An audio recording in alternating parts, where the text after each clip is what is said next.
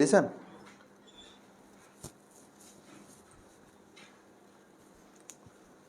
Hello বাচ্চারা, কেমন আছো তোমরা সবাই? আশা করি সবাই ভালো আছো। কে কোথা থেকে আমাদের এই লাইভ ক্লাসে যুক্ত হয়েছে একটু দ্রুত কমেন্টে জানিয়ে দাও।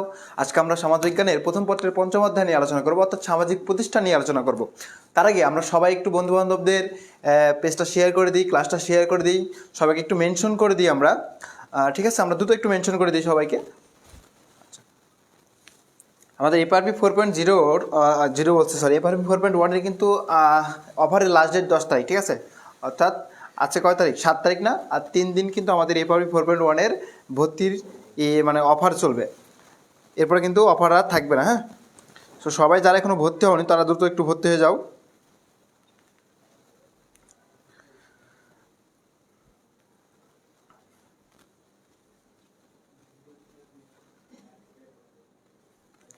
তো সবাই একটু আমরা মেনশন করে দিই। রাবিয়া আক্তার আসসালাম, ওয়ালাইকুম আসসালাম। রাবিয়া, ভালো আছো?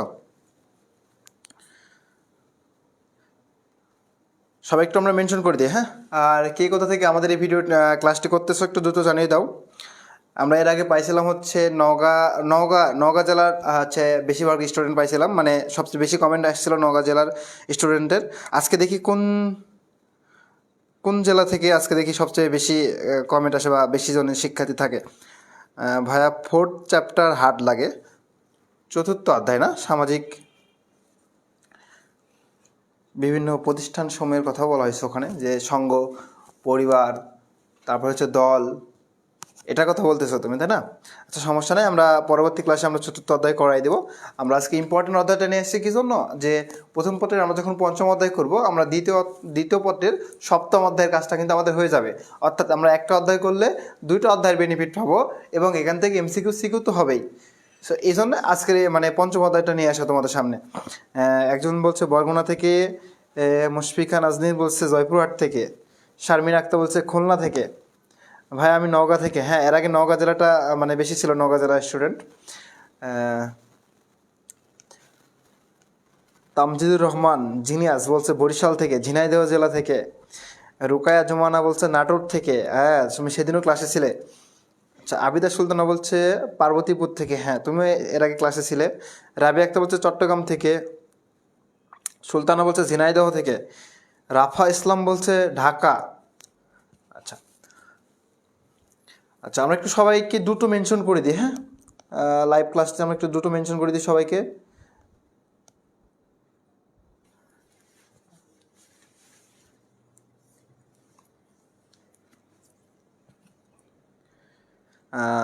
জুই বলছে যে ভাইয়া আমাদের এইচএসসি এক্সামের জন্য কি সাজেশন দেবেন? না, অবশ্যই সাজেশন দেবো না কেন? সাজেশন কখন দিতে হয়? সাজেশন মানে হচ্ছে অ্যান্টিবায়োটিক ডোজ, ঠিক আছে? যখন তোমার পরীক্ষার মানে নিকটবর্তী বা খুব সন্নিকটে তোমার পরীক্ষাটা, তখন কিন্তু আমরা সাজেশনটা দেবো। এখন যদি তোমাদের চুরিবিদ্যা শিখাই দিই, এখন যদি সাজেশন দিয়ে দিই, তাহলে তোমরা কিন্তু মেইন বই আর পড়বে না। এই জন্য কী হবে, পরবর্তীতে তোমরা একটা মানে তোমাদের মধ্যে একটা ল্যাকিং থেকে যাবে। সো সাজেশনটা দেবো মানে পরীক্ষার আগ মুহূর্তে, যেটা তোমাদের অ্যান্টিবায়োটিক ডোজ হিসেবে কাজ করবে। রূপামণি বলছে অনেকদিন পরে ক্লাস আসলাম, ভাইয়া কেমন আছেন? ভালো আছে আমি, তুমি ভালো আছো? তাসমিন আক্তার বলছে ভাইয়া গাজীপুর থেকে। আচ্ছা, তাহলে আমরা কিন্তু ক্লাসটা শুরু করে দিই। আর যারা এখন আমরা শেয়ার করিনি তারা একটু দ্রুত শেয়ার করে দিই। আর তোমরা জানো আমাদের এবারে 4.0 কোর্সে ভর্তি আছো, তোমরা তো জানো আমাদের ক্লাস কেমন, আমাদের কোয়ালিটি কেমন, আমাদের সার্ভিস কেমন। যারা এসএসসির মানে গোছানো একটা প্রিপারেশন নিতে চাচ্ছ, যারা আমাদের কোর্স করনি বা এবারে 4.0-তে ভর্তি হওনি, তাদেরকে আমি বলবো তোমাদের সামনে আমরা নিয়ে এসেছি এবারে 4.1, যেটা আমরা অলরেডি লঞ্চ করে ফেলছি। এখানে অলরেডি প্রায় 300 জন স্টুডেন্ট আমাদের এনরোল করে ফেলছে। আর প্রি বুকিংয়ের ভর্তিগুলো চলতেছে, এবং আগামী 10 তারিখ পর্যন্ত কিন্তু আমাদের ডিসকাউন্ট থাকবে। যদি ডিসকাউন্টে ভর্তি হতে চাও, তাহলে এই 10 তারিখের মধ্যেই কিন্তু তোমাকে ভর্তিটা কমপ্লিট করতে হবে। 10 তারিখের পরে গেলে তোমার জন্য কিন্তু আর ডিসকাউন্ট থাকবে না।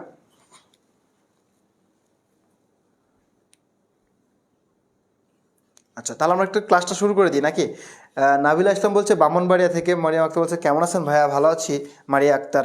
আচ্ছা, তাহলে আমরা একটু ক্লাসটা শুরু করে দিই। আমরা দেখি সমাজবিজ্ঞান প্রথম পত্র পঞ্চম অধ্যায়, অর্থাৎ সামাজিক প্রতিষ্ঠান। আচ্ছা, এই যে আমরা এই যে সামাজিক প্রতিষ্ঠান বললাম, সমাজবিজ্ঞানে কিন্তু আমরা প্রথম পত্রের প্রথম অধ্যায়ে পড়ছিলাম সমাজবিজ্ঞানকে সামাজিক অনুষ্ঠান প্রতিষ্ঠানের বিজ্ঞান বলা হয়। উক্তিটি করেছিলেন এমিল ডুরখেম। উক্তিটি কে করেছিলেন? Emil Durkheim. এবং আরেকটা কথা বলতে পারি, সমাজবিজ্ঞানকে গতিশীলতার এবং স্থিতিশীলতার বিজ্ঞান বলেছেন কে? August coat. এই যে স্থিতিশীলতার বিজ্ঞান কোনগুলো? এই যে সামাজিক প্রতিষ্ঠানগুলো হচ্ছে স্থিতিশীলতা, ঠিক আছে, এগুলো নড়চড় কম হয়। আচ্ছা, তাহলে আমরা একটু প্রথমেই দেখে আসি যে সামাজিক প্রতিষ্ঠানের গুরুত্ব এবং বিবাহের ধারণা। এখানে প্রথমে আসি সামাজিক প্রতিষ্ঠানগুলো কোনগুলো, এগুলো আমাদের মাথায় প্রথমে চিন্তা হবে যে ভাই কোনগুলো সামাজিক প্রতিষ্ঠান। আমরা এই যে পরিবার আমরা দেখতে পাই না, পরিবার, ধর্ম, রাষ্ট্র, এইগুলো হচ্ছে আমাদের সামাজিক প্রতিষ্ঠান, ঠিক আছে। সংস্কৃতি, এগুলো হচ্ছে আমাদের সামাজিক প্রতিষ্ঠান, যদিও সংস্কৃতি সামাজিক প্রতিষ্ঠান মধ্যে ধরা যায় না। এরপর বলছে বিবাহ, একটা আমরা ধরতে পারি, বিবাহ, হ্যাঁ, সামাজিক প্রতিষ্ঠান, এগুলো হচ্ছে আমরা কিন্তু ধরতে পারি। তাহলে দেখো এই যে সামাজিক প্রতিষ্ঠানের গুরুত্ব এবং বিবাহের ধারণা, আমরা তাহলে বিয়ের বয়স মানে অনেকে আবার ফেসবুকে পোস্ট দিচ্ছে স্টুডেন্টরাই যে কাবিন নামার বয়সে সালামি। আসলে ঈদের এখন একটু দেরি আছে, বাট ঈদের আমেজ হয়তো শুরু হয়ে গেছে, তাই না?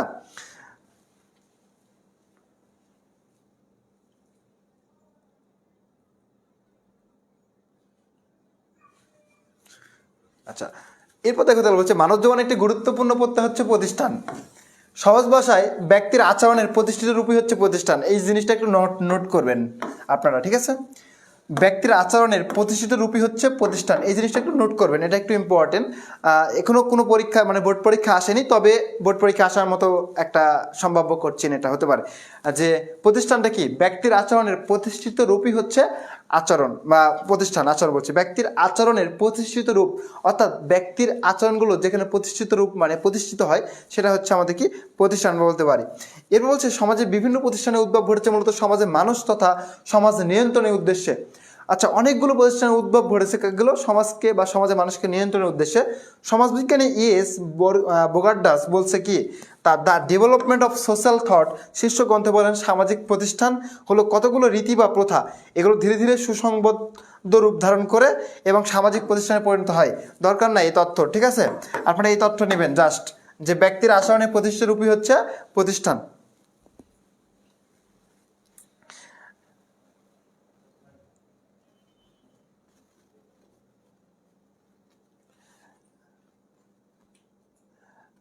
আফিয়া আফরিন বলছে ভাইয়া আমি বেসিক টু অ্যাডভান্স 5.0 কোর্সে ভর্তি ছিলাম।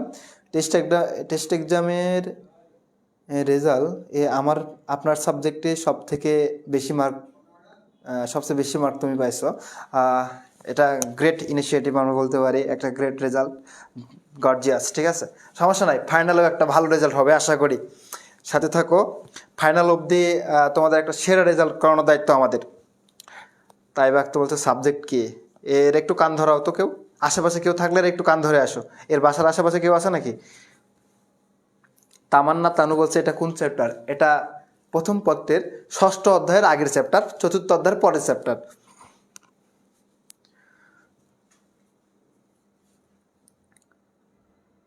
মিম রহমান বলছে কোন সাবজেক্ট হচ্ছে? সমাজের বিজ্ঞান। আচ্ছা, তাহলে আমরা এতটুকু তো বুঝতে পারছি নাকি? আচ্ছা, এরপরে আমরা দেখি বিয়ে না করতে বিবাহের ধারণা নিয়ে নিচ্ছে, অবশ্য ধারণা নিয়ে থাকা ভালো, হ্যাঁ। তাহলে দেখো সামাজিক প্রতিষ্ঠানের মূল কাজ হলো সামাজিক আচরণ নিয়ন্ত্রণ করা। আমরা এটা বলতে পারি যে সামাজিক আচরণের মূল কাজ কি? সামাজিক আচরণগুলো নিয়ন্ত্রণ করা, অর্থাৎ মানুষের আচরণগুলো নিয়ন্ত্রণ করা হচ্ছে সামাজিক প্রতিষ্ঠানের মূল কাজ।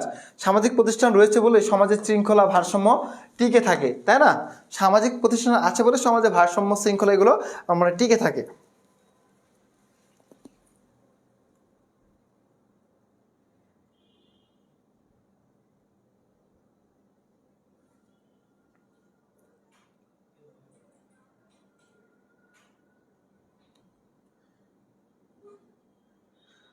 রোজা আসলাম বলছে আসসালামু আলাইকুম ভাইয়া, কেমন আছেন?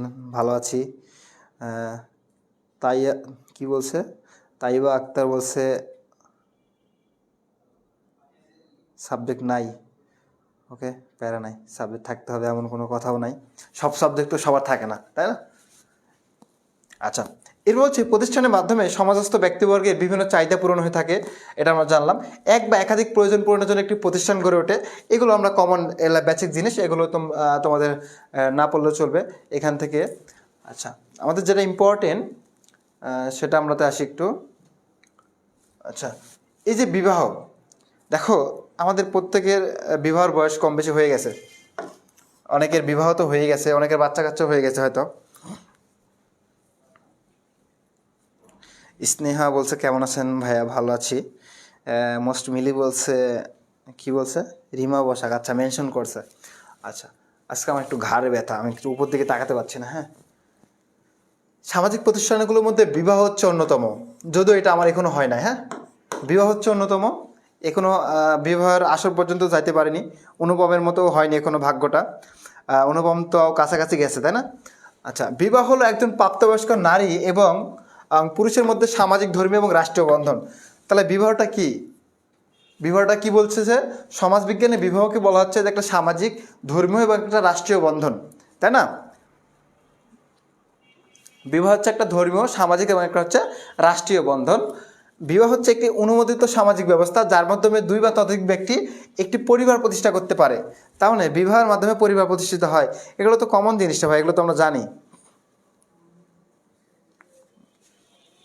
আচ্ছা, এরপর কি বলছে যে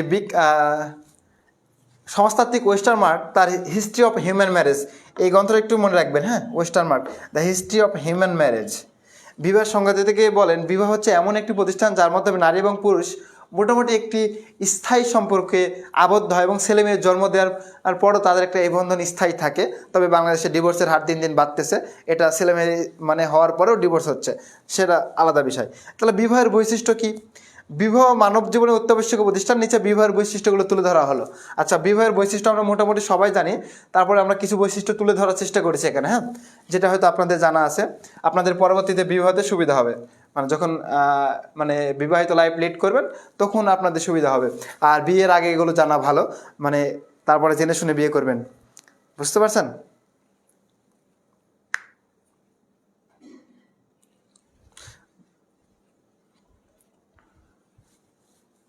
আচ্ছা, তাহলে দেখি বিবাহ একটি সর্বজনীন। সর্বজনীন মানে কি বলেন তো?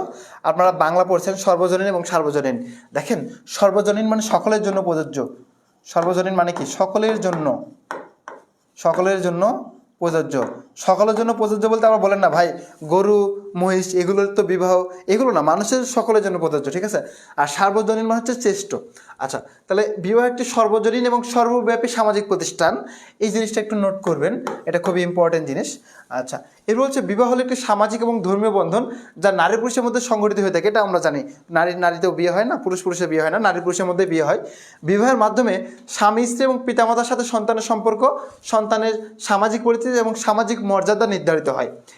বিবাহ নারী পুরুষের উপর অর্থনৈতিক দায়িত্ব আরোপ করে, শুধু পুরুষের উপর অর্থনৈতিক দায়িত্ব না। আমাদের সমাজ ব্যবস্থা এমন হয়ে গেছে যে পুরুষ মানুষ দায়িত্ব নেবে, নারী মানুষ আসলে বাচ্চা কাচ্চা মানুষ করবে, এমন না। কিন্তু এখানে বলা হয়েছে বিবাহ নারী পুরুষের উপর অর্থনৈতিক দায়িত্ব, অর্থাৎ পুরুষ এবং নারী উভয়ের উপরই অর্থনৈতিক দায়িত্ব আরোপিত হয়। বিবাহের পদ্ধতি সমাজ এবং ধর্মভেদে বিভিন্ন হয়, এটা আমরা দেখছি। বিবাহ নারী পুরুষের জৈবিক চাহিদা পূরণ করে, ঠিক আছে? বিবাহ নারী পুরুষের মধ্যে পারস্পরিক দায়িত্ব এবং কর্তব্য আরোপ করে।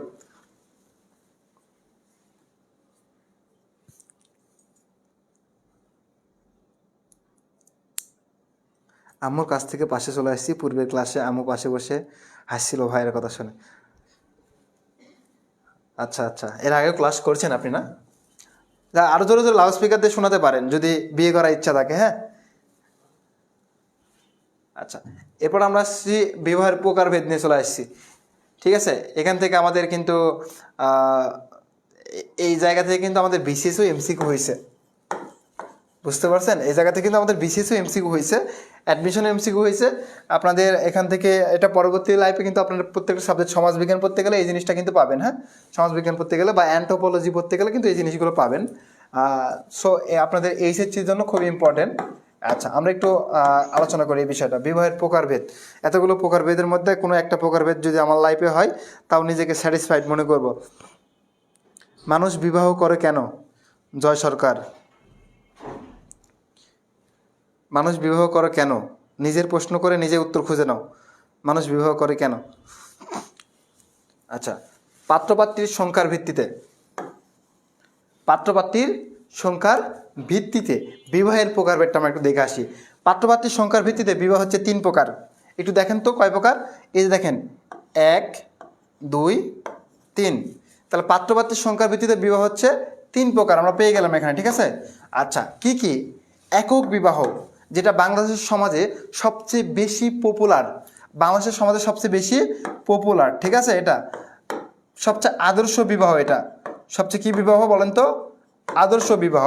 কিন্তু আমাদের মানে পুরুষের মনের মানসিকতা কোনটাতে বেশি বলেন তো?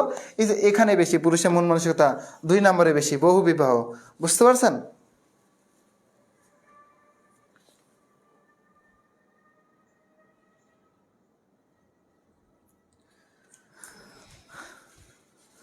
আচ্ছা, এরপর একটু দেখি তাহলে একক বিবাহ মানে কি।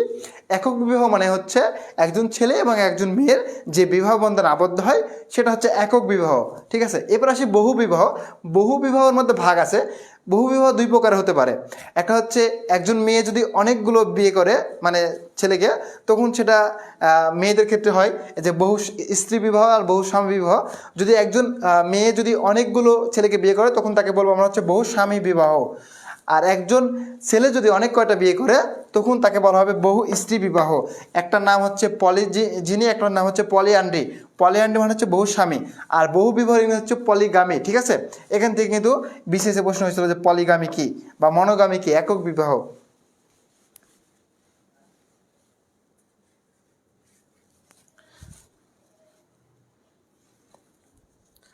না, নাবিলা ইসলাম বলছে ভাই এই চ্যাপ্টার তো মিশন টেস্ট এ প্লাসে করেছিলাম। হ্যাঁ, মিশন টেস্ট এ প্লাসে করেছিলাম। এই চ্যাপ্টারটা অনেক গুরুত্বপূর্ণ, এই জন্য আমি অনেক কয়বার পড়াই যেন তোমাদের এটা মুখস্থ হয়ে যায়। হ্যাঁ, এই চ্যাপ্টার থেকে কিন্তু 2টা সিকিউ কমন পাবা, আমি সর্বনিম্ন হলে বলতেছি 2টা সিকিউ এবং 5টা এমসিকিউ কমন পাবা। বোঝা গেছে? আচ্ছা, এরপর আমরা দেখি গোষ্ঠীবদ্ধ বিবাহ। গোষ্ঠীবদ্ধ বিবাহ কেমন? ধর এরকম হতে পারে না যে তুমি যা করো তোমার বান্ধবীও তাই করে, তুমি যে পোশাকটা কিনো বা যে ড্রেসটা কিনো তোমার বান্ধবী সেই ড্রেসটাই কিনে, তুমি তুমি যেই খাবারগুলো পছন্দ করো, তুমি যে রেস্টুরেন্টে গিয়ে খাও তোমার বান্ধবী সেই রেস্টুরেন্টে গিয়ে খায়। তো এরকম হতে পারে। তো সো এরকম এক্ষেত্রে বলা হচ্ছে যদি অনেক বন্ধুবান্ধব বা অনেক মানে মেয়ে বান্ধবী বা ছেলে বান্ধব যাই হোক বন্ধুবান্ধব মিলে যদি একসঙ্গে বিয়ে করে তখন তাকে বলা হবে গোষ্ঠীবদ্ধ বিবাহ, ঠিক আছে। তখন তাকে কি বলা হবে? গোষ্ঠীবদ্ধ বিবাহ।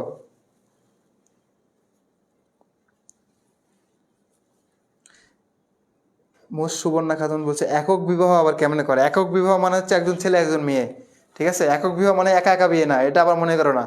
একক বিবাহ মানে হচ্ছে একটা ছেলে একটা মেয়ের বিবাহ। একা একা বিয়ে হয় নাকি? বিয়ে হতে তো অন্তত কমপক্ষে 2জন লাগে, তাহলে একই কোয়ালিটির হয় না বা একই জেন্ডারে হয় না বা একই সেক্সুয়াল ইয়ারে হয় না। আচ্ছা, এরপর বলছি পাত্রপাত্রী নির্বাচনের ভিত্তিতে। পাত্রপাত্রীর নির্বাচনের ভিত্তিতে বিবাহ হচ্ছে 2 প্রকার। পাত্রপাত্রী নির্বাচনের ভিত্তিতে বিবাহ কয় প্রকার? 2 প্রকার। একটা হচ্ছে বহির্বিবাহ। কি বিবাহ? বহির্বিবাহ। আচ্ছা, বহির্বিবাহটা কি? বহির্বিবাহ মানে হচ্ছে নিজ গোত্রের বাইরে গিয়ে বিবাহ করা বা নিজের কোয়ালিটি থেকে অন্য কোয়ালিটিতে বিয়ে করা, ঠিক আছে। বহির্বিবাহ। আরেকটা হচ্ছে অন্তঃবিবাহ। অন্তঃবিবাহ মানে কি? অন্তঃবিবাহ মানে হচ্ছে নিজ গোত্রের মধ্যে বিয়ে করা বা সমগোত্রীয় বিয়ে করাকে বলা হচ্ছে অন্তঃবিবাহ। ভাইয়া, বহু স্ত্রী বিবাহ কাদের মধ্যে বেশি হয়? বহু স্ত্রী বিবাহ। বহু স্ত্রী বিবাহ এটা হচ্ছে মুসলিম সমাজে বেশি হয়, বহু স্ত্রী বিবাহ, ঠিক আছে। আচ্ছা, তাহলে আমরা একটু অনুলোম আর প্রতিলোমটা একটু দেখি, ঠিক আছে। অনুলোম, আমরা অনুলোম আর প্রতিলোমটা একটু দেখি। হ্যাঁ, তাহলে অনুলোম কি বলছে দেখি, তোমাদের কারো জানা আছে অনুলোম আর প্রতিলোম? বলো অনুলোম কি আর প্রতিলোম কি, দেখি কারো জানা আছে নাকি?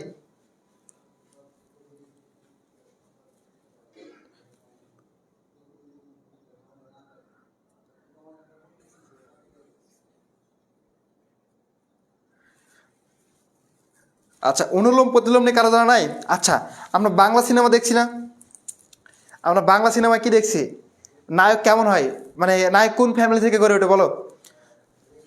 নায়ক কোন পরিবার থেকে মানে নায়িকা কেমন পরিবার থেকে বিলং করে, নায়ক কোন পরিবার থেকে বিলং করে বলো দেখি?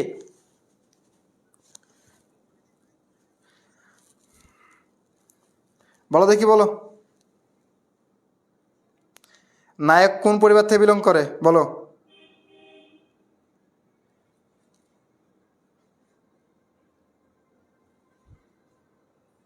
বলো বলো দেখি।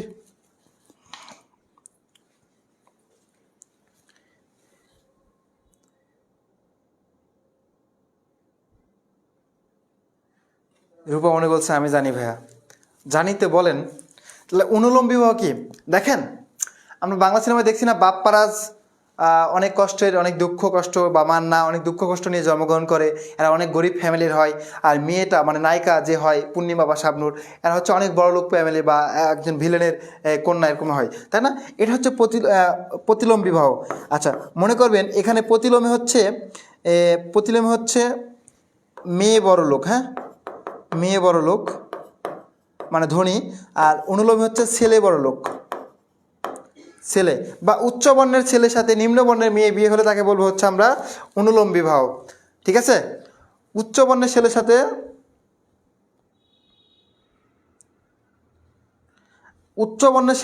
ছেলের সাথে যখন নিম্ন বর্ণের মেয়ের বিবাহ হবে, বা বড়লোকের ছেলের সঙ্গে গরিবের মেয়ের বিয়ে হবে, তখন তাকে বলা হবে অনুলোম। এবং মানে গরিবের ছেলের সঙ্গে বড়লোকের মেয়ে যখন বিবাহ হবে, তখন তাকে বলা হবে কি? প্রতিলোম। বোঝা গেছে? আচ্ছা, আর অন্তঃবিবাহ মানে হচ্ছে কি? নিজের গোত্রের মধ্যে বিবাহ, যেমন মুসলিমের সাথে মুসলিমের বিবাহ, হিন্দুর সাথে হিন্দুর বিবাহ, বা হিন্দু সমাজবনে যে প্রথাগুলো ছিল সেগুলোর যে বিবাহ, তাকে বলা হচ্ছে অন্তঃবিবাহ। তাহলে পাত্রপাত্রীর নির্বাচনের ভিত্তিতে 2 প্রকার, পাত্রপাত্রীর সংখ্যার ভিত্তিতে 3 প্রকার, এগুলো একটু মনে রাখেন, হ্যাঁ? সংখ্যার ভিত্তিতে 3 প্রকার আর নির্বাচনের ভিত্তিতে 2 প্রকার। এবং পাত্রপাত্রীর পরিচিতির ভিত্তিতে আসি, এই পাত্রপাত্রীর পরিচিতির ভিত্তিতে বিবাহ হচ্ছে 4 প্রকার। পরিচিতি মানে এই যে পরিচিতি বলতে কারা? আমাদের যারা আশেপাশে পরিচিত, যেমন আত্মীয় স্বজন, এগুলো হচ্ছে আমাদের পরিচিত না? এই পরিচিতির ভিত্তিতে বিবাহ হচ্ছে 4 প্রকার। আচ্ছা, কি কি একটু দেখি আমরা। প্রথমে আসে হচ্ছে লেভিরেট। আচ্ছা, লেভিরেট মানে কি? লেভিরেট মানে মনে করেন আপনার বড় ভাই একটা বিয়ে করছে, বিয়ে করার পর আপনার বড় ভাই ধরেন কোনো একটা কারণে মারা গেছে, ঠিক আছে? মারা যাওয়ার পর আপনি যদি আবার বিয়ে করেন, মানে আপনার কোনো ভাইয়ের স্ত্রীকে, ঠিক আছে, তাহলে সেটাকে বলা হবে লেভিরেট। বুঝতে পারছেন?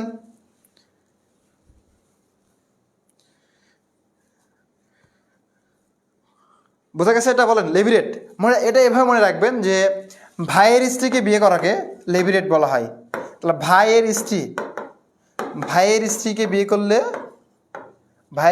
করলে কি বলা হবে বলেন তো? লেভিরেট। ঠিক আছে? আচ্ছা, এখানে একটা টেকনিক দিছিলাম। ভাইয়ের স্ত্রী হচ্ছে ভাবি, তাই না? ভাবির প্রতি আমাদের একটা লোভ থাকে, এই লোভকে বলা হচ্ছে লেভিরেট। মনে রাখবেন, ঠিক আছে?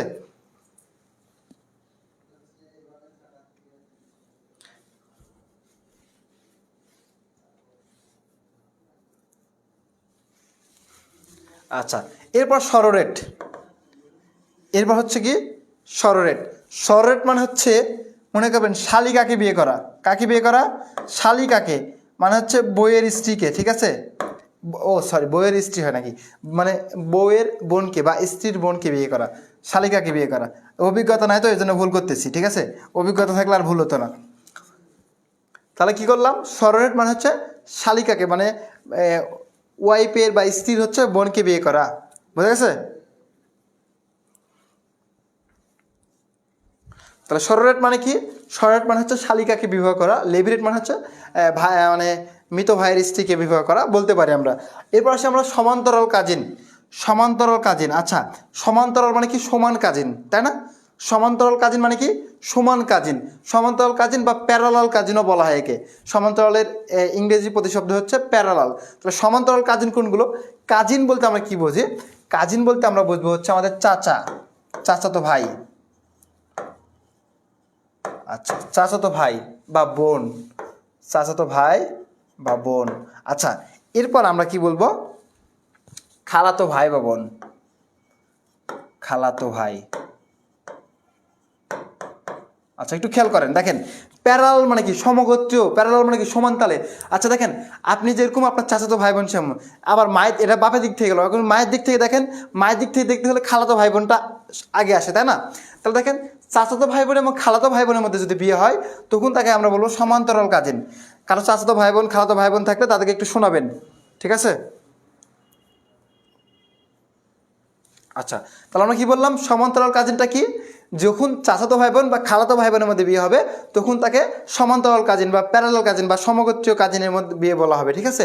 এটা হচ্ছে আমাদের কাছের দিক থেকে, তাই একে সমান্তরাল বলা হচ্ছে। এবার একটু আমরা দূর থেকে দেখি। দূর থেকে দেখলে কি হবে? বিষম কাজিন বা ক্রস কাজিন। এটা কেমন হবে? তাহলে আমরা নিজের কাছ থেকে দেখলাম বাপের দিকে মানে চাচা, এবার আমরা একটু দূরবর্তী দেখি, তাহলে আমাদের নিজের বাপের দিক থেকে সম্পর্ক কার আছে? ফুপি, তাই না? এই জন্য নাম হয়েছে ফুফাতো ভাই বোন, ফুফাতো ভাই বোন।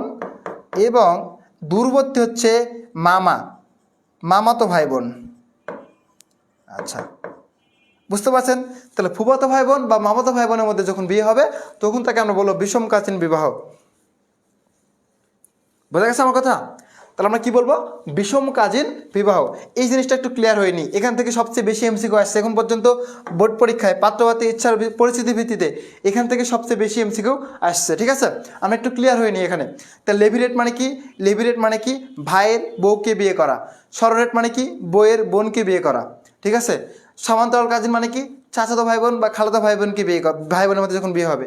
এবং বিষম কাজিন কি বা কস কাজিন কি? এটা হচ্ছে আপনার হচ্ছে মামাতো ভাই বোন বা ফুফাতো ভাই বোনের মধ্যে বিয়ে হলে তখন তাকে আমরা বলবো কি? Cross cousin. জিএফকে বিয়ে করলে কি? জিএফকে বিয়ে করলে কি? এই যে এরপরে আছে আমাদের, ঠিক আছে, রোমান্টিক বিবাহ বা লাভ ম্যারেজ, এরপরে আছে আমাদের। হ্যাঁ, 4 নাম্বারটা আমি একটু দেখি। তাহলে পাত্র পাত্রী ইচ্ছার ভিত্তিতে বিবাহ হচ্ছে 2 প্রকার। ঠিক আছে, একটা হচ্ছে বন্দোবস্ত বিবাহ বলা হচ্ছে বা অ্যারেঞ্জ ম্যারেজ, যেটা আমরা বলি যে পরিবার মেনে নেওয়ার মাধ্যমে যে বিয়েটা বা উভয় পরিবার সম্মতিক্রমে। এখানে কিন্তু অনেক বয়স্ক মানুষের প্রাধান্য পায় বেশি, যখন দুইটা পরিবার মিশবে, দুইটা পরিবারের মানুষজন যারা দাদা দাদি থাকে, নানা নানি থাকে, তাদের সিদ্ধান্তটা এখানে একটু প্রভাবিত হয়। সো এক্ষেত্রে বন্দোবস্ত বিবাহ মানে অ্যারেঞ্জ ম্যারেজটা হয়। ঠিক আছে, এটা পরিবার থেকে বলে। আর যেটা আপনি নিজের ইচ্ছাতে বিয়ে করবেন, মানে এই যে, বুঝেন তো নাকি? আচ্ছা, যাই হোক,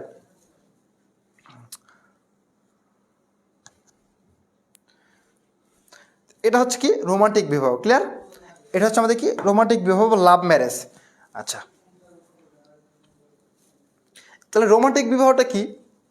ধরেন আপনি কোনো 2-3 বছর থেকে রিলেশনে আছেন, পরবর্তীতে মেনে নিছে, ফ্যামিলি থেকে মানছে, তখন একজন প্রশ্ন করছে, ভাইয়া ধরেন আমি 2-3 বছর রিলেশন করলাম, করার পর ফ্যামিলি থেকে মেনে নিছে, তাহলে এটা লাভ ম্যারেজ হবে না অ্যারেঞ্জ ম্যারেজ হবে? কোনটা হবে?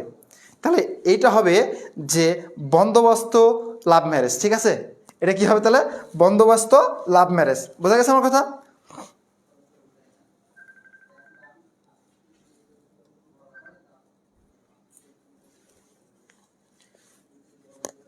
আচ্ছা, আমি করব কোন বিয়ে? আচ্ছা, এটা নিয়ে কোনো হচ্ছে, বিয়ে হইলেই হবে, সমস্যা নাই।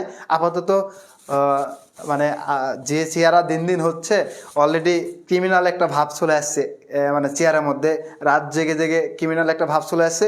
কিছুদিন পর যে বাংলা সিনেমার ভিলেন পদে অ্যাপ্লিকেশন করব, জমা দেব, যদি ভিলেন পদে নেওয়া যায় আমাকে।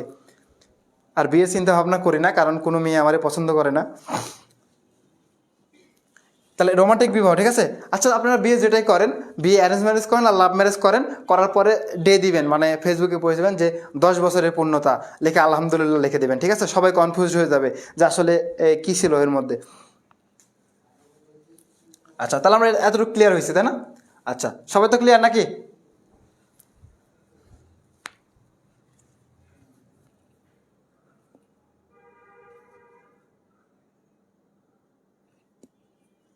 দাওয়াত দিবেন না আমাদের? হ্যাঁ, দাওয়াত তো দিবই অবশ্যই।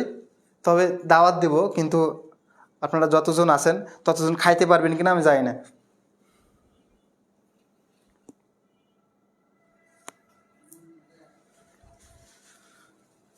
আচ্ছা, এরপর আমি একটু দেখি। তাহলে এই যে এখানে কিন্তু আমাদের এইগুলো বিশ্লেষণ করা আছে, এখান থেকে আমাদের যে তথ্যটা দরকার, এখান থেকে আমরা একটু নিব যে একক বিবাহটা কি, একজন নারী এবং একজন পুরুষের মধ্যে। এটা হচ্ছে সর্বজন স্বীকৃত এবং সর্বাধিক জনপ্রিয় ব্যবস্থা, যা সকল সভ্য সমাজে সমর্থন করা হয়। এটা আমি আগেই বলে দিয়েছি। এরপর বহু বিবাহের মধ্যে দেখেন, এটা একটু লক্ষ্য করেন যে বহু স্ত্রী বিবাহ এই প্রথা চালু আছে হচ্ছে আমাদের উপমহাদেশের মুসলিম সমাজে। এই বহু স্ত্রী বিবাহ চালু আছে, মানে একজন ছেলে 4টা করে বিয়ে করতে পারবে, এটা আমাদের মুসলিম সমাজে চালু আছে। এবং বহু স্ত্রী বিবাহ, বহু স্বামী বিবাহ, এটা ভারতের টোডা উপজাতির মধ্যে লক্ষ্য করা যায়। দক্ষিণ ভারতের টোডা উপজাতির মধ্যে এবং তিব্বতীয়দের মধ্যে এই ধরনের বিবাহ লক্ষ্য করা যায়, যে একজন মেয়ে অনেক কটা বিয়ে করে। এটা হচ্ছে দক্ষিণ ভারতের টোডা উপজাতি এবং তিব্বতীয়দের মধ্যে দেখা যায়। বোঝা গেছে আমার কথা? আচ্ছা, এরপরে আমরা একটু দেখি। হ্যাঁ, গোষ্ঠীবদ্ধ বিবাহ তো আর বলার দরকার নাই, একে অপরের সাথে যৌথভাবে বিয়ে করা, এটা থেকে আর দরকার নাই। যে অনুলোম প্রতিলোম এখানে দেওয়া আছে, উঁচু বর্ণের বরের সাথে নিচু বর্ণের কনের বিবাহ এবং নিচু বর্ণের এখানে খুব ভালোভাবে দেওয়া আছে, এটা আপনারা একটু দেখে নেবেন এখানে পরবর্তীতে। ওখানে আমি শর্টকাটে দিয়ে দিছি লেভিরেট। আচ্ছা, এরপর বিবাহের সামাজিক গুরুত্ব। আচ্ছা, বিবাহের সামাজিক গুরুত্ব, হ্যাঁ। টোডা উপজাতি একটা উপজাতির নাম, যেমন চাকমা মারমা আমাদের একটা উপজাতি, টোডা এক ধরনের উপজাতির নাম, ঠিক আছে। টোডা হচ্ছে এক ধরনের উপজাতি। তাহলে আমরা বিবাহের সামাজিক গুরুত্ব আছে, তাই না? সমাজের তো আর একটা গুরুত্ব আছে বিবাহ। যখন বিবাহ করবেন আপনি বইয়ের প্রতি একটা দায়িত্ব হবে, আপনার সমাজের প্রতি একটা দায়িত্ব হবে, আপনার আচরণের একদম ভিন্নতা আসবে, তাই না? তাই বলে বইয়ের কথায় উঠবেন বসবেন এমনটা করেন না আবার, যদি এমনটাই বেশিরভাগ হয়।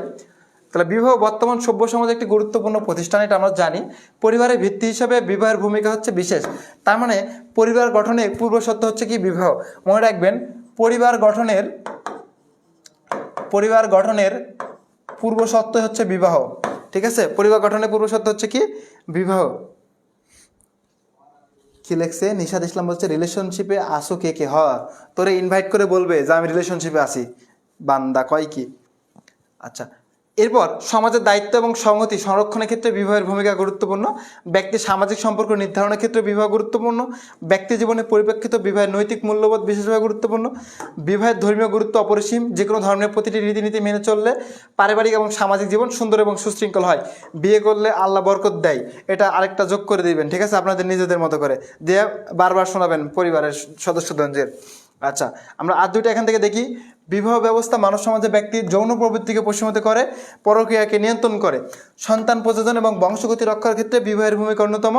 সম্পর্ক সৃষ্টির মাধ্যমে স্বামী স্ত্রী সন্তান উৎপাদনের ক্ষমতা অর্জন করে, ফলে তাদের জীবন বা বংশের স্থায়িত্ব বৃদ্ধি পায়। তার মানে বংশগতির ক্ষেত্রেও বিবাহ একটা গুরুত্বপূর্ণ ভূমিকা পালন করে। আচ্ছা, এবার আসি আমরা পরিবার, ঠিক আছে।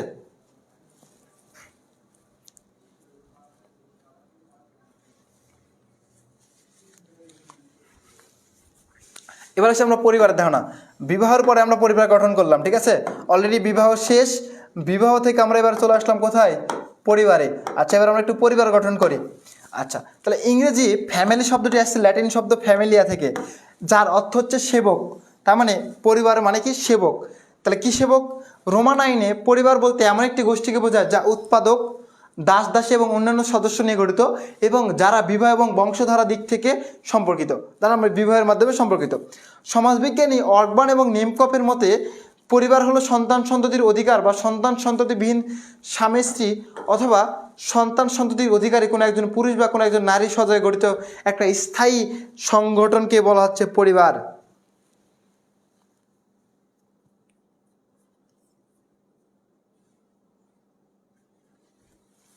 আচ্ছা, এরপর হচ্ছে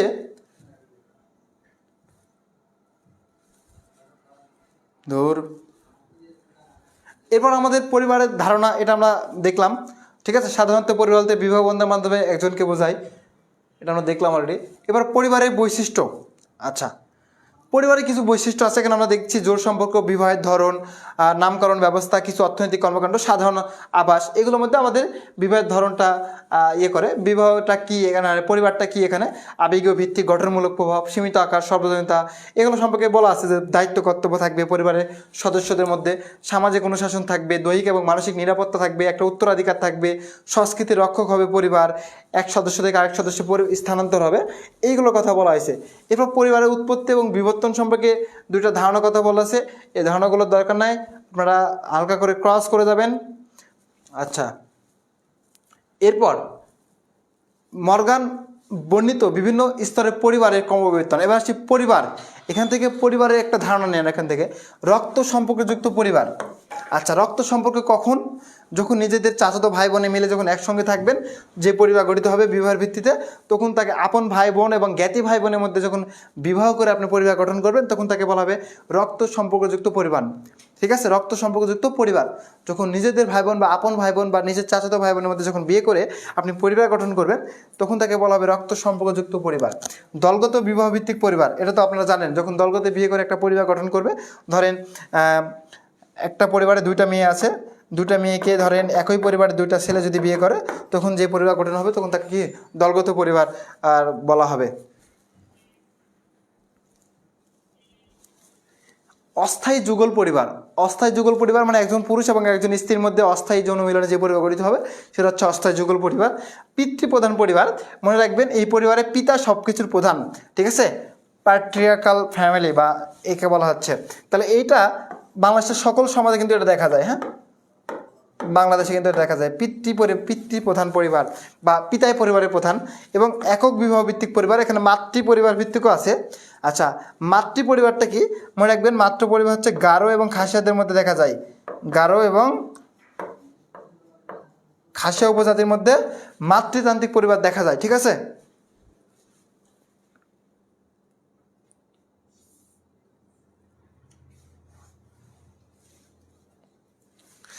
আচ্ছা, এরপর পরিবারের প্রকারভেদের মধ্যে আমরা চলে আসি। কর্তৃত্বের ভিত্তিতে পরিবার দুই প্রকার, কর্তৃত্ব মানে প্রধানতার ভিত্তিতে। তাহলে পিতৃপ্রধান পরিবার একটা, মাতৃপ্রধান, তাহলে মাতৃপ্রধান আমরা দেখে দিলাম, মাতৃপ্রধান গারো এবং খাসিয়াদের মধ্যে। তাহলে পরিবার এটা দুই প্রকার কর্তৃত্বের ভিত্তিতে। এবার আসি বংশ মর্যাদা বা সম্পত্তির উত্তরাধিকারের ভিত্তিতে পরিবার দুই প্রকার, একটা হচ্ছে পিতৃসূত্র মানে পিতার থেকে প্রাপ্ত যেটা হবে যে অধিকারটা পাবে সেটা হচ্ছে পিতৃসূত্র, এবং মাতা থেকে যে অধিকারটা পাবে সেটা হচ্ছে মাতৃসূত্রীয় পরিবার। আচ্ছা, এরপর আমরা দেখি বিবাহের বাসস্থানের, এই জিনিসটা ইম্পর্টেন্ট, এখান থেকে কিন্তু এমসিকিউ প্রশ্ন হবে। বিবাহের বাসস্থানের উপর ভিত্তি করে দেখেন, পিতৃবাস পরিবার যখন বিয়ে করে পিতার বাড়িতে বসবাস করবে, ঠিক আছে, তখন তাকে বলা হবে পিতৃবাস পরিবার। মাতৃবাস মানে কি, বিয়ে করার পর যখন মায়ের বাড়িতে বা শ্বশুর বাড়িতে বসবাস করবেন তখন তাকে বলা হবে কি, মাতৃবাস পরিবার। সেমভাবে নয়াবাস মানে কি, ধরেন আপনি বিয়ে করছেন, বিয়ে করার পর হচ্ছে চাকরি করেন, সো নিজের বাড়িতে থাকা হচ্ছে না, শ্বশুর বাড়িতে থাকা হচ্ছে না, তখন থাকতে হচ্ছে আপনাকে বাসা ভাড়া নিয়ে, তখন তাকে বলা হবে নয়াবাস পরিবার। এটা মেনলি চাকরি সূত্রে বা আধুনিক শিল্প সমাজে দেখা যায়। এবার আসি দ্বৈতবাস। দ্বৈত মানে কি, দুই, তার দুই দিকে বসবাস করবে, নিজের বাড়িতেও কিছুদিন বসবাস করবে, শ্বশুর বাড়িতেও কিছুদিন বসবাস করবে। আর ঘর জামাই রাখলে তো আরও সুবিধা, তাই না।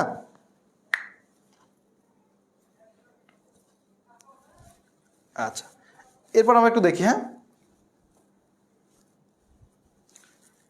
আকৃতির ভিত্তিতে পরিবার তিন প্রকার। আকৃতি, অনুপরিবার।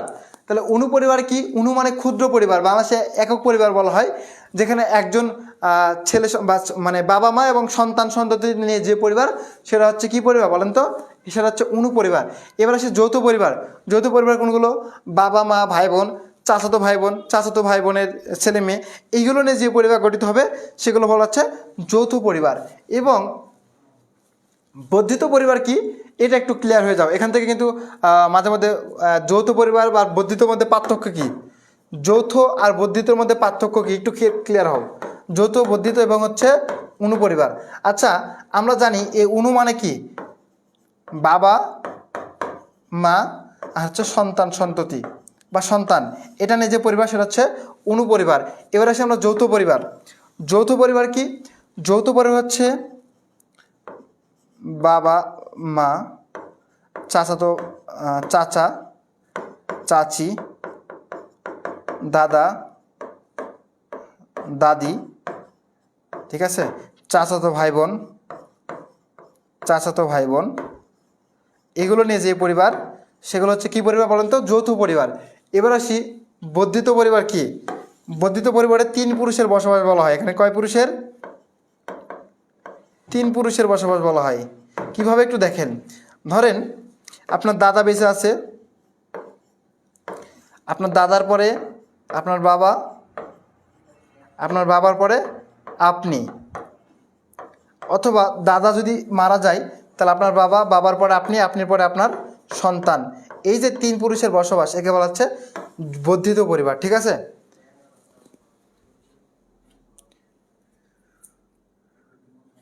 রূপামণি বলছে, আচ্ছা কাজিন কাজিন বিয়ে করার পর যখন ব্রেকআপ হয়ে যায় তখন কি ওরা আবার ভাই বোন হয়ে যায়?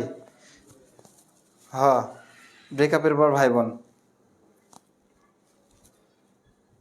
আচ্ছা, স্বামী স্ত্রীর সংখ্যার ভিত্তিতে পরিবার, এটা আমরা দেখে ফেলছি অলরেডি, একক বিবাহ বহু বিবাহ, যেটা আমরা বিয়ের ছক যেভাবে করছিলাম পরিবারটাও সেমভাবে, মানে স্বামী স্ত্রীর সংখ্যার ভিত্তিতে কিন্তু এটা এইভাবে গড়ে উঠেছে, ঠিক আছে।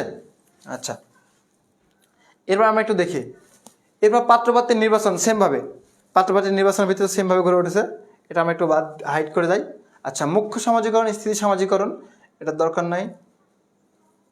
আচ্ছা, পরিবারের প্রধান কার্যাবলী, এখান থেকে একটু ইম্পর্টেন্ট, পরিবারের প্রধান কার্যাবলী যেগুলো থেকে আপনাদের সিকিউ হবে, সিকিউ, ঠিক আছে, এখান থেকে কিন্তু সিকিউ আসবে। হ্যাঁ,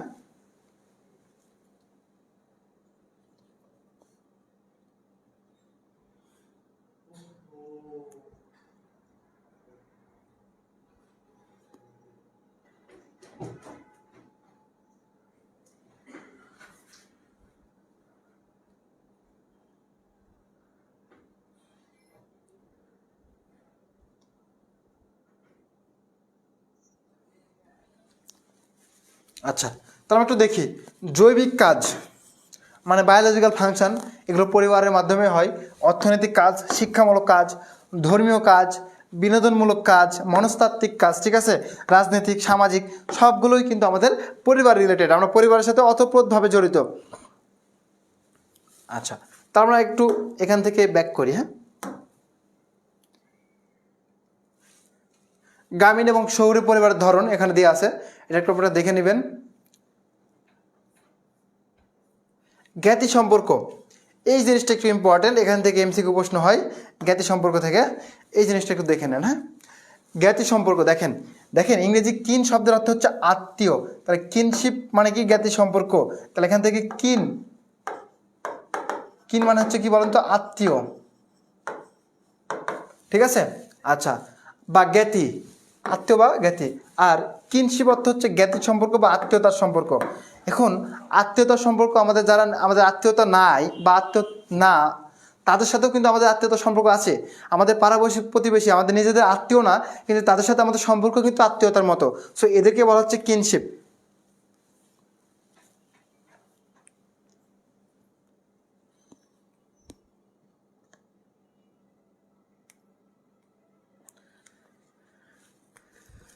সৌরভ ভাই, সৌরভ ভাই, বিয়ে শাদী করবেন নাকি? তাহলে ক্লাস করাচ্ছি, আপনি মনে মনে হাসতেছেন, ব্যাপার কি?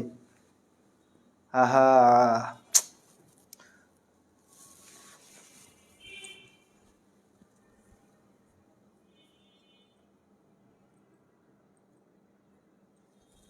আচ্ছা, তাহলে একটু দেখি আমরা, মানুষ সমাজে বসবাস করে, সমাজে বসবাস করার কেন্দ্র থেকে প্রতিনিয়ত আমাদের একটা সম্পর্ক সৃষ্টি হয়, আমাদের কারোর সাথে মানে আত্মীয়তার সম্পর্ক সৃষ্টি হয়ে যায়, এমন ভালো একটা রিলেশনশিপ মানে গড়ে ওঠে, সেখানে কিন্তু আমাদের একটু সম্পর্ক সৃষ্টি হয়ে যায়, তাকে বলা হচ্ছে জ্ঞাতি সম্পর্ক। এই জ্ঞাতি সম্পর্কের ধরনগুলো আছে, আমরা একটু দেখি। তাহলে কিনশিপ অর্থ আমরা যাই পাইলাম, এখান থেকে বলছি কি দেখেন,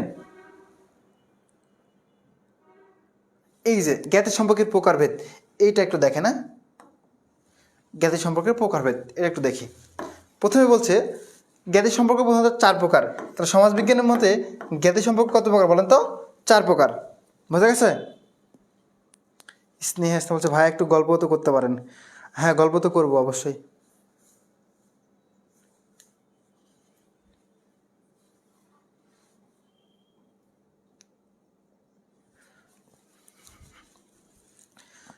ভাই এ পরে আছে কাজিন কাজিন রিলেশন করার পর ভাই বোন হয় কিনা।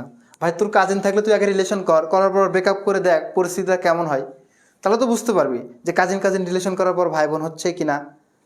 ঠিক আছে, নিজে বাস্তব ফেসিলিটি, ওর ক্ষেত্রে ভাই বোন হতে পারে, নাও হতে পারে, তোমার ক্ষেত্রে আলাদা হবে, ওর ক্ষেত্রে আলাদা হবে, প্রত্যেকটা মানুষের ক্ষেত্রে এটা আলাদা হয়। এরপরে আছে কাজিন কাজিন, হয়তো দেখা যাবে ওর কাজিনই নাই, ও ওদায় আফসোস করতেছে। কাজিন থাকলে তো নয় কাজিন কাজিন সম্পর্ক বানাবে, যেমন আমার মতো কপাল পোড়া, কোনো কিছুই নাই, না আছে কাজিন, না আছে খালাতো বোন, না আছে মামাতো বোন, না আছে ফুফাতো বোন, কোনো কিছুই নাই। ঠিক আছে, অনাথের মতো থাকি আর কি।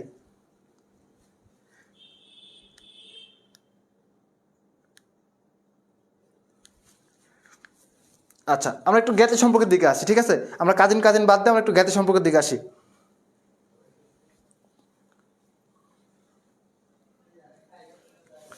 আচ্ছা, এই যে জৈবিক বা রক্ত সম্পর্ক বা জ্ঞাতি সম্পর্ক, এটা কিভাবে আসে? যাকে বলা হচ্ছে বায়োলজিক্যাল বা ব্লাড রিলেশনশিপ, মানে রক্তের সম্পর্ক কারা আমাদের, রক্ত সম্পর্ক কারা, আমরা আমরা আমাদের বাবা মা, আমাদের ভাই বোন, আমাদের চাচাতো ভাই বোন মা, এদের সাথে আমাদের একটা রক্তের সম্পর্ক আছে, তাই না? এদেরকে বলা হচ্ছে জৈবিক বা রক্ত সম্পর্ক জ্ঞাতি সম্পর্ক। তাদেরকে কি বলা হচ্ছে? জৈবিক, যাদের সাথে আমরা একবার খুবই কানেক্টেড, বায়োলজিক্যালভাবে কানেক্টেড, তাদেরকে বলা হচ্ছে জৈবিক বা রক্ত সম্পর্ক, মানে রক্তর সম্পর্কিত জ্ঞাতি সম্পর্ক। এর সম্পর্কে কোনগুলো, যেমন দেখেন এটা আবার 2 প্রকার আছে। কেমন 2 প্রকার আছে? এই যে রক্ত সম্পর্কটা কিন্তু আমাদের 2 দিক থেকে আসে, একটা বাপের দিক থেকে আসে, একটা মায়ের দিক থেকে আসে, অর্থাৎ ফাদার এবং মাদার, এই 2 দিক থেকে আসে। ঠিক আছে,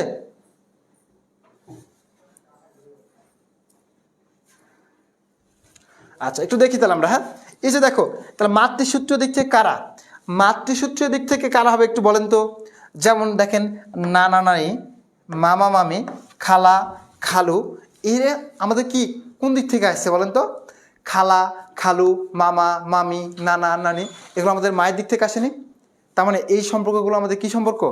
মাতৃসূত্র জ্ঞাতি সম্পর্ক, বা জ্ঞাতি সম্পর্কের যে রক্ত সম্পর্কের যে দুই প্রকার, সেই দুই প্রকারের মধ্যে একটা হচ্ছে মাতৃসূত্র, যেগুলোকে আমরা মামা মামি খালা নানা। এবার আসে আমরা পিতৃসূত্রের মধ্যে। পিতৃসূত্র কোনগুলো দেখেন, পিতা কোনগুলো দেখেন, দাদা দাদি, চাচা চাচি, ফুপা ফুপি, এদের সাথে আমাদের পিতার দিক থেকে সম্পর্ক, সো মানে বায়োলজিক্যাল কানেক্টেড। সো এদেরকে আমরা বলতে পারি পিতৃসূত্রীয় জৈবিক বা রক্ত সম্পর্কিত জ্ঞাতি সম্পর্ক বলতে পারি আমরা।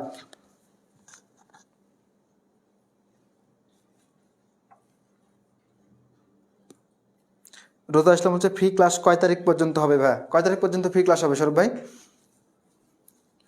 সৌরভ ভাই মনে মনে খুশি হয়ে গেছে, হ্যাঁ বিয়ের কথা বলতেছি তো।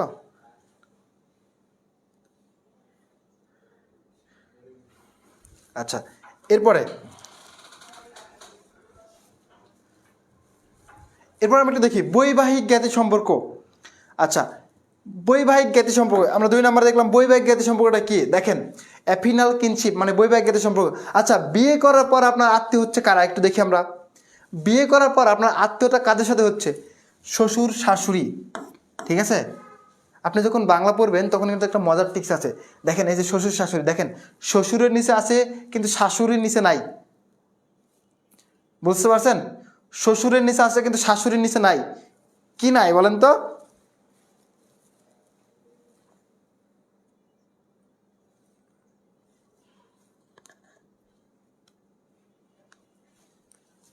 আচ্ছা যাই হোক, ওটা আমরা কি আছে না আছে এটা আমরা বাংলা ক্লাসে শিখে নেব।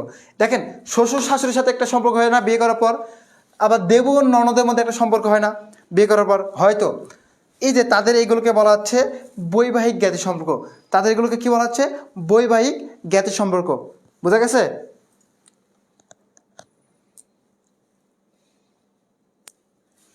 আচ্ছা কাল্পনিক জ্ঞাতি সম্পর্ক। এবার আসি কাল্পনিক। কি কল্পনা করে আপনি যে সম্পর্কটা বিল্ড আপ করবেন সেটা হচ্ছে কাল্পনিক। দেখেন এই সম্পর্ক, দেখেন রক্ত বা বৈবাহিক সাথে সম্পর্কিত নন। দেখেন এমন এমন মানুষ আছে যাদের সাথে আমাদের রক্তের সম্পর্ক নাই বা বিয়ে করার সূত্রে কোনো সম্পর্ক নাই, কিন্তু তাদের সাথে আমাদের একটা সম্পর্ক, ভালো একটা আন্ডারস্ট্যান্ডিং বা বন্ডিং হয়ে যায়, তাদেরকে বলা হচ্ছে কাল্পনিক। যেমন একে 2 ভাগে ভাগ করা হয়েছে, পাতানো সম্পর্ক এবং হচ্ছে ধর্মীয় সম্পর্ক। পাতানো সম্পর্ক কোনগুলো? যেগুলো এই যে মানে বুঝেন তো, পরকীয়ার মাধ্যমে যে সম্পর্কগুলো হয় সেগুলো হচ্ছে পাতানো সম্পর্কের কথা বলা হয়েছে। এবং ধর্মীয় সম্পর্কের কথা বলা হয়েছে। দেখেন ধর্মীয় সম্পর্কে কী বলছে দেখেন, এই যে যেমন ধর্ম মা, ধর্ম বাবা, ঠিক আছে, ধর্মগুরু, ধর্ম বোন, এগুলো কিন্তু আমাদের পাতানো কাল্পনিক সম্পর্কের মধ্যে পড়ে। আচ্ছা এরপর আমরা একটু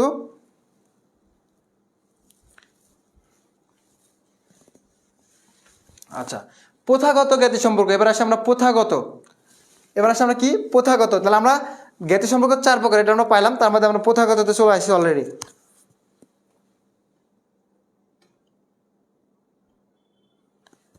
ভাই তোরা কমেন্টে রিলেশনশিপ তৈরি করিস না, ঠিক আছে?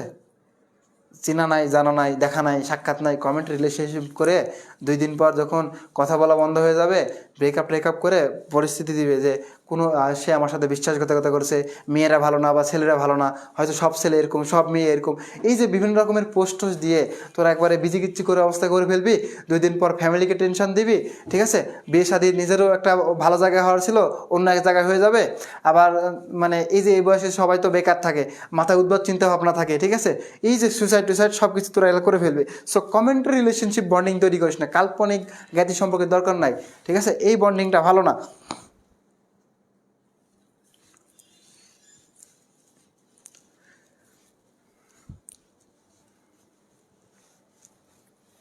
সবুরে মেওয়া ফলে, হ্যাঁ ধৈর্য ধর, সব কিছুই হবে জীবনে, সব কিছুই হবে, অত পারাপারি নাই। যে বেশি খাইতে যাবে, যে বেশি মানে ওই যে বলে না, যার যত লোভ তার তত হচ্ছে ক্ষোভ। ধৈর্য ধরলে সবুরে মেয়া ফেলবে, সমস্যা নাই। যে আসে মানে আল্লাহ যাকে দিয়ে রাখছে, ঠিক আছে, সৃষ্টিকর্তা যাকে দিয়ে রাখছে তাকেই পাবি, সমস্যা নাই। এটা নিয়ে অত কনফিউজের কিছু নাই। জন্ম মৃত্যু বিয়ে এগুলো উপরে আল্লাহ প্রদত্ত, এগুলো নিয়ে টেনশনে কিছু নাই। এই যে এত মানে যে মানে এই যে ক্রিমিনালি চেহারা নিয়েও একটা আশা আছে, ঠিক আছে, যে সুন্দর একটা মায়া আসবে কপালে।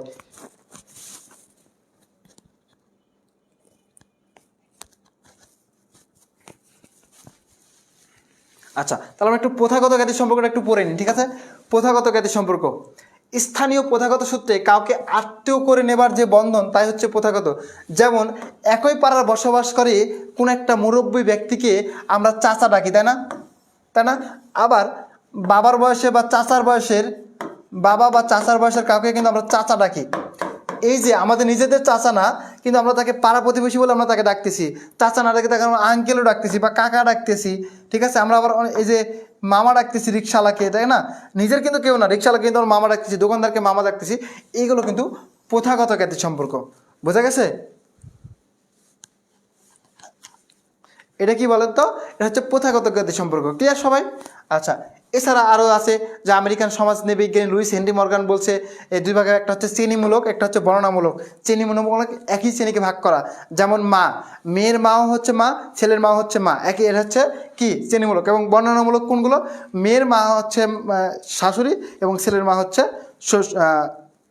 কি নিজের মা। এটা হচ্ছে বর্ণনামূলকের মধ্যে আছে।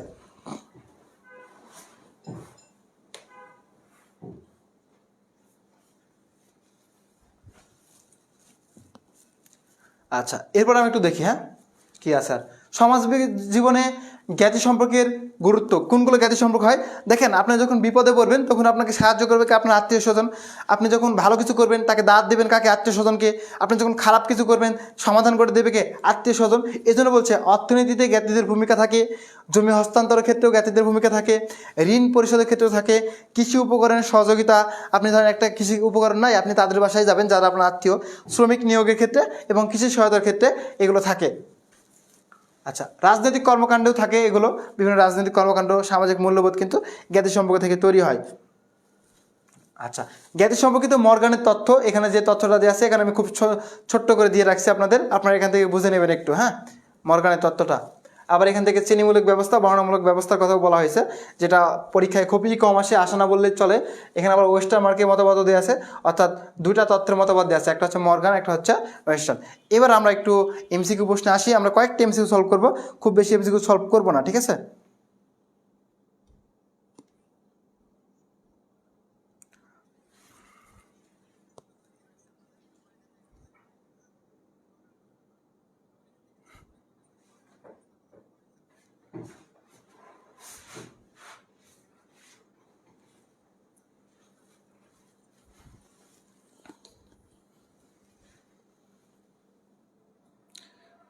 আচ্ছা, এখন একটু আপনারা এতক্ষণ কমেন্টে ভালো এরকম এরকম করেছেন, ঠিক আছে।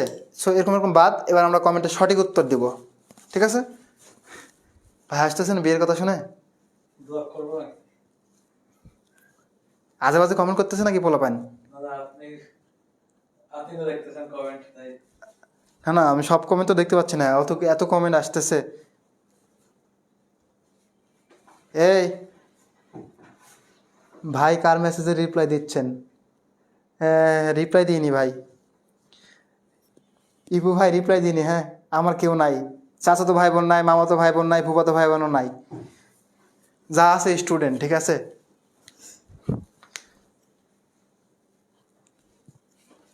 আচ্ছা, তাহলে আমরা একটু 1 নম্বরটা কমেন্ট করি। বিবাহ কি বলেন তো? বিবাহ হচ্ছে সামাজিক চুক্তি, সামাজিক কার্যপ্রণালী, দাম্পত্য জীবন বা প্রথা। অবশ্য 1-এর গ হওয়াতে ভুল কোথায় একটু ব্যাখ্যা করবেন। আপনারা যারা 1-এর ক উত্তর দিচ্ছেন তারা 1-এর গ কেন সঠিক নয় এটা একটু ব্যাখ্যা করবেন, ঠিক আছে।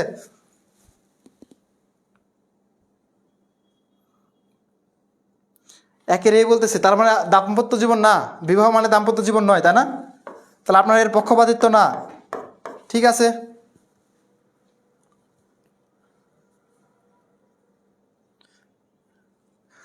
আমার বয়স 5, কেউ বিয়ে করবা? না, তুমি হিসু করো, ঠিক আছে, প্যান্টে হিসু করে দাও তুমি, তোমাকে কেউ বিয়ে করবে না এখন। তাহলে বিবাহ হচ্ছে একটা সামাজিক চুক্তি, ঠিক আছে। তাহলে বিবাহ কি বললাম বলেন তো? বিবাহ হচ্ছে একটা সামাজিক চুক্তি। এই সামাজিক চুক্তির মাধ্যমে বা বন্ধন বলতে পারি আমরা, সামাজিক চুক্তি বা ধর্মীয় বা সামাজিক বন্ধন, ধর্মীয় বা রাষ্ট্রীয় বন্ধনও বলতে পারি আমরা, তাই না? ধর্মীয় বা রাষ্ট্রীয় বন্ধনও বলতে পারি আমরা, তাই তো। তার মানে হচ্ছে বিবাহ হচ্ছে সামাজিক চুক্তি।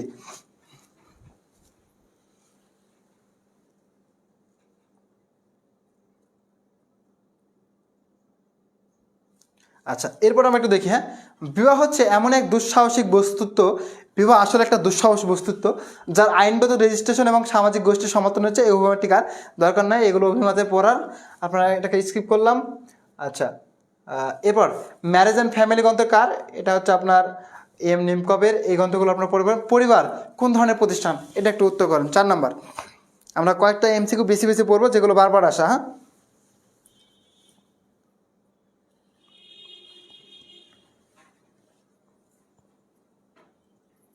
আচ্ছা, পরিবার কোন ধরনের প্রতিষ্ঠান? সকল বোর্ড 22-এ, অর্থাৎ সকল বোর্ড 22-এ পরীক্ষায় চলে আসছে। পরিবার কোন ধরনের প্রতিষ্ঠান?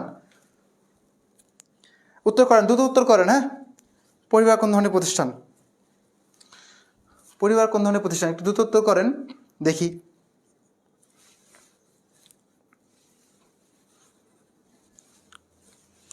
জি মানে এক্সাম্পল। আচ্ছা, 4-এর ছি, পরিবার ধর্মীয় প্রতিষ্ঠান? হে নাবিলা ইসলাম কি কয়? 4-এর ছি বলে। ছি, 4-এর ছি না রে, 4-এর হবে 2, 4-এর বি।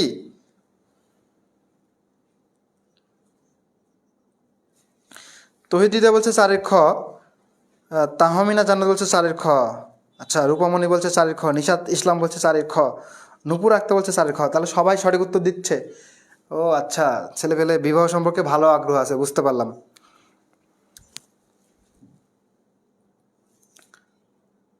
সমাজের ক্ষুদ্রতম সামাজিক সংগঠন? সমাজের ক্ষুদ্রতম সামাজিক সংগঠন, এটা সকল বোর্ড 22-এ আসছে। একটু উত্তর করেন সবাই। হ্যাঁ, শারমিন আক্তার বলছে ভাইয়া দেখেন না কেন? এই যে দেখে ফেললাম। আলমি আক্তার বলছে 4-এর বি, সৌরভ হোসেন আমজাদ বলছে 4-এর বি, রোজা ইসলাম বলছে 4-এর বি। এবার আমরা 5 নম্বরটা উত্তর করি। হ্যাঁ, 5 নম্বরটা উত্তর করি আমরা।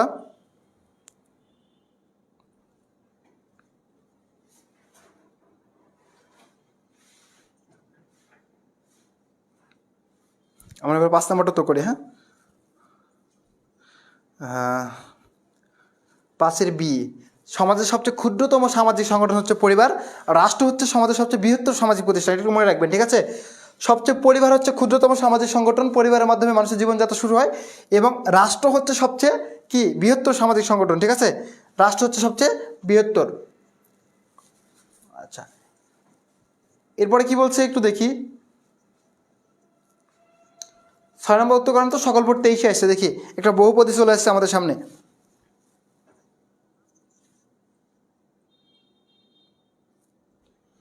নূপুর আক্তার বলছে 5-এর খ, উম্মে সাদিয়া ইরু বলছে 5-এর খ। আচ্ছা, 6 নম্বরটা উত্তর করেন এখন। রূপমণি বলছে ভাইয়া নিজেই তো বিয়ের জন্য পাগল, কিন্তু ডিরেক্ট বলতে পারছে না। হ্যাঁ, বাসায় বললে না জানি যে থাকতে দেয়, এটা মনে হয় আর দিবে না, ঠিক আছে? বলতে বলবে যে নিজে চলতে পারে না, আবার বিয়ে চিন্তা ভাবনা। যখন 6-এর ডি, ঠিক আছে? তবে ঘর জামাই রাখলে বিয়ে করাই যায়, এটা নিয়ে আর টেনশনের কিছু নাই। যাই হোক, তাহলে বিবাহ সম্পর্কে কোন উক্তিতে যথার্থ? এটা সকল বোর্ড 23-এ আসছে। আমরা একটু দেখি। নারী পুরুষের সম্পর্কে সামাজিক স্বীকৃতি, হ্যাঁ এটা সঠিক। সামাজিক যে চুক্তি, এটা হচ্ছে বিবাহ। পরিবার গঠনের পূর্বশর্ত হচ্ছে বিবাহ। সমাজকে সুশৃঙ্খল রাখে বিবাহ, তাই না? হ্যাঁ, এটা বললাম যে বিবাহ সমাজকে কী করে?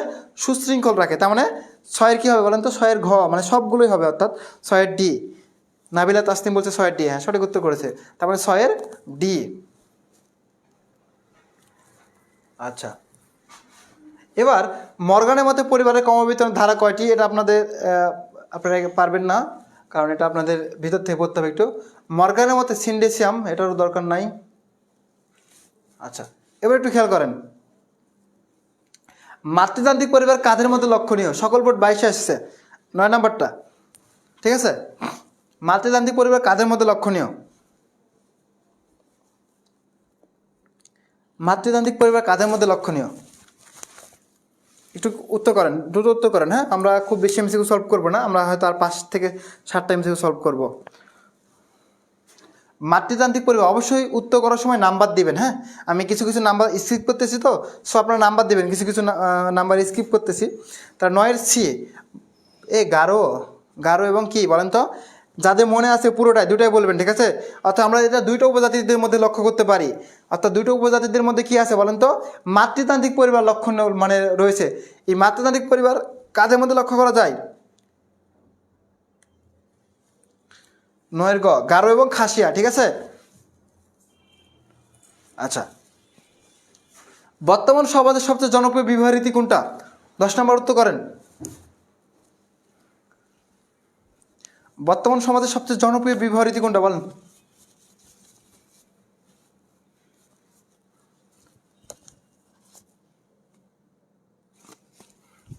বলেন দেখি, বর্তমান সমাজের সবচেয়ে জনপ্রিয় বিবাহ রীতি? গারো খাসি, রোজা ইসলাম হচ্ছে 9 আচ্ছা, 10 নম্বরটা কি বলছো দেখেন তো? বর্তমান সমাজে সবচেয়ে জনপ্রিয় একক বিবাহ, বউ স্বামী বিবাহ, বন্ধু পত্নী মানে বইয়ের বন্ধুর স্ত্রীকে বিবাহ, না বিধবা বিবাহ, কোনটা সবচেয়ে জনপ্রিয়? সবচেয়ে জনপ্রিয় কি বলেন তো? একক বিবাহ, মানে কি একজন ছেলে একজন মেয়ের যে বিবাহ, সেটা হচ্ছে সবচেয়ে জনপ্রিয়। আচ্ছা, আমি একটু একটু খেয়াল করি পরের প্রশ্ন। এটা আমরা পড়ে ফেলছি অলরেডি, মাতৃসূত্র পরিবার কাজের মধ্যে লক্ষণ, এটা আমরা পড়ে ফেলছি। স্বামী স্ত্রীর সংখ্যার ভিত্তিতে পরিবারকে কয় ভাগে ভাগ করা যায় বলেন? স্বামী স্ত্রীর সংখ্যার ভিত্তিতে, দেখি কে পারে এটা সঠিক উত্তর করতে। 12 নম্বর বলেন, কে পারে? 12 নম্বর। আমাদের এপারভি 4.1 কোর্সে কিন্তু আমরা সকল ধরনের সুযোগ সুবিধা দিচ্ছি, যেখানে হচ্ছে তোমরা প্রত্যেকটা অধ্যায়ের ক্লাস নোট পাবা, পিডিএফ পাবা, প্রত্যেকটা অধ্যায়ের তো এইভাবে মানে ক্লাস পাবা, এবং এমসিকিউ সিকিউর ব্যাখ্যা পাবা, সলভ ক্লাস পাবা, কোনো প্রবলেম থাকলে সেটা সমাধান পাবা, সিকিউ এক্সাম, এমসিকিউ এক্সাম, মানে এমসিকিউ এক্সাম তো আনলিমিটেড দিতে পারবে, এবং আমরা নতুনভাবে যুক্ত করতেছি সিকিউ এক্সাম বা রিটেন এক্সাম, ঠিক আছে? এটা কিন্তু তোমাদের পরীক্ষার জন্য খুবই কার্যকরী। এবং এছাড়া তো আমাদের প্রত্যেকটা ইয়ারে বোর্ড কোশ্চেন সলভ তো থাকতেছেই, বুঝা গেছে? এবং যত কনফিউশন প্রশ্ন আছে, হার্ড টপিক যতগুলো আছে, সেগুলো আবার বিস্তারিত ব্যাখ্যা পাবে কিন্তু আমাদের এই 4.1 কোর্সে। সো যারা এখনও 4.1 কোর্সে ভর্তি হয়নি, তাদের জন্য বলে রাখছি যে তারা দ্রুত ভর্তি হয়ে যাও একটা গোছানো প্রিপারেশন নেওয়ার জন্য, যে প্রিপারেশন নিলে তোমার A+ নিশ্চিত। এবং আমাদের এই কোর্সে কিন্তু ডিসকাউন্ট চলতেছে, এই ডিসকাউন্ট অফার ছিল কিন্তু আগামী 10 তারিখ পর্যন্ত। এই 10 তারিখের পর কিন্তু আমাদের আর ডিসকাউন্ট বন্ধ হয়ে যাবে, ঠিক আছে? আচ্ছা, এরপরে পলিআন্ড্রি অর্থ কী? পলিআন্ড্রি,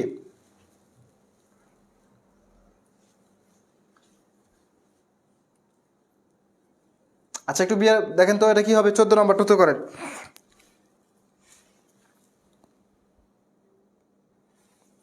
14 নম্বরটা উত্তর করেন। হ্যাঁ,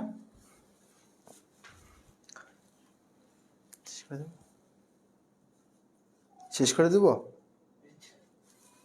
আচ্ছা, তাহলে দেখেন, তাহলে এটা উত্তর করেন একটু। 14 নম্বরটা, সেলিম সম্পত্তি বিয়ে করে বাবা মার থেকে আলাদা হয়ে অন্যত্র বসবাস করছে। সেলিম কোন ধরনের পরিবারে বাস করে? একটা পিতৃবাস, মাতৃবাস, নয়বাস, না দ্বৈতবাস? তাহলে উত্তর কী হবে বলেন তো? আমরা বলছিলাম যারা পিতার বাড়িতে বসবাস করবে না, মাতার বাড়িতে বসবাস করবে না, অন্য কোথাও যে বসবাস করবে, তখন তাকে বলা হবে নয়াবাস, মানে নতুন বাস, ঠিক আছে?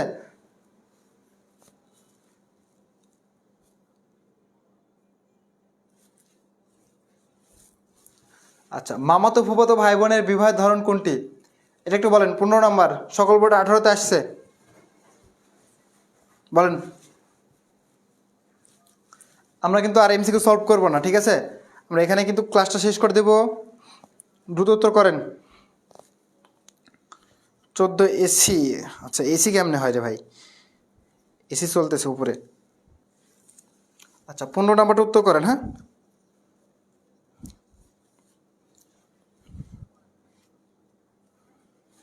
আমরা কিন্তু দ্রুত ক্লাসটা শেষ করে দেবো, আমাদের ক্লাস প্রায় শেষের দিকে।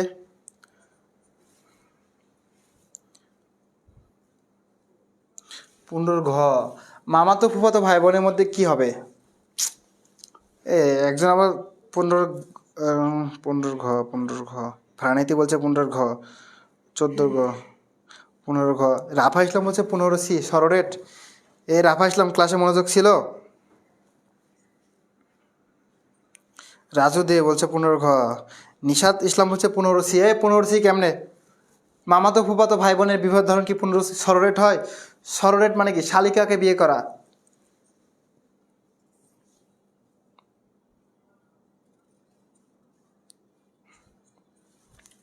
15 হচ্ছে ক্রস কাজিন, ঠিক আছে, ক্রস কাজিন বা বিষম কাজিন। আচ্ছা, আমরা আমরা তেমন কোনো প্রশ্ন উত্তর করব না, আমাদের ক্লাসটা এখানে শেষ করবো আমরা। যারা যারা ক্লাসে ছিলে এই ক্লাসটা তোমাদের কাছে কেমন লেগেছে তাই বলো। ক্লাসটা তোমাদের কাছে কেমন লেগেছে, কেমন উপভোগ করেছো ক্লাসটা? সব টপিক কি বুঝতে পারছো? কোথা থেকে বোর্ড কোয়েশ্চেন হচ্ছে তোমরা কি বুঝতে পারছো এটা তাই বলো। আর ক্লাসের ফিডব্যাক, তোমরা তো ক্লাসের ফিডব্যাকই দাও না, আর ক্লাসের ফিডব্যাক দেখো না। এই যে 41 জন ক্লাস করতেছে, 41-45 জন ক্লাস করতেছে, এই যে ক্লাসে ফিডব্যাকই দেয় না আর, ঠিক আছে এরা। 16 গ। আচ্ছা, তাহলে আমরা ক্লাসটা এখানে শেষ করতেছি। আমাদের এমসিকিউ বাকিগুলো ছিল, যেটা আমরা অলরেডি আমরা এই সেম টাইপ এমসিকিউ আছে এর পরবর্তীতে, সেম টাইপ আমরা যে টপিকগুলো পড়ে আসছি সেম টপিকের উপর আমাদের এই যে এইরকম টাইপের এমসিকিউগুলো আছে। আমরা জাস্ট তোমাদের নমুনা দেখালাম যে কেমন বোর্ড প্রশ্ন হতে পারে। আমরা প্রথম মানে একটা অধ্যায় সম্পূর্ণ শেষ করেছি এবং সেখানকার এমসিকিউগুলো ক্লিয়ার করলাম যে এই টাইপের এমসিকিউগুলো আসতেছে, ঠিক আছে।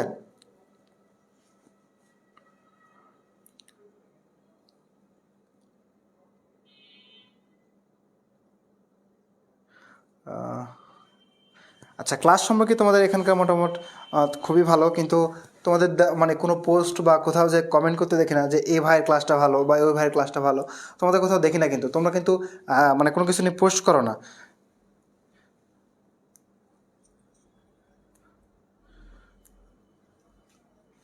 আচ্ছা, সবাই ভালো থাকো, সুস্থ থাকো।